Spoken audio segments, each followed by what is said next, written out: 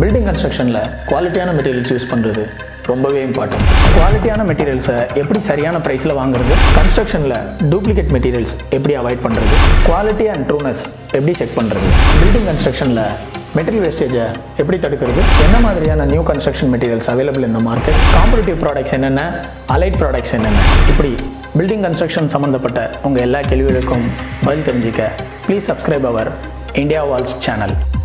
Hi, welcome to India Walls. நான் Velavan.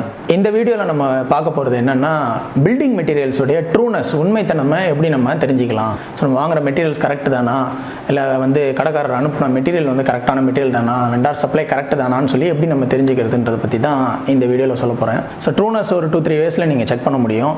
First பார்த்தீங்கன்னா trade marks, அந்த பர்டிகுலர் பிராண்டுடைய ட்ரேட் மார்க் இந்த பேக்ஸில் இருக்கா, ஷிப்மெண்ட்டில் இருக்கா, பாக்ஸில் இருக்கா, இந்த மாதிரி நீங்கள் பார்க்க முடியும். Primary checking. செகண்டரியாக பார்த்தீங்கன்னா பொருளுடைய தரம் பட் எப்படி இருக்குது அப்படின்றது தெரியணும். இதான் மேனுஃபேக்சரிங் இன்ஃபர்மேஷனை நீங்கள் பார்க்கலாம். அப்புறம் எவ்வளோ நாள் யூஸ் பண்ணலாம் இந்த பொருள் அப்படிங்கிறதும் அதில் மென்ஷன் பண்ணியிருப்பாங்க மோஸ்ட் ஆஃப் த ப்ராடக்ட்ஸில்.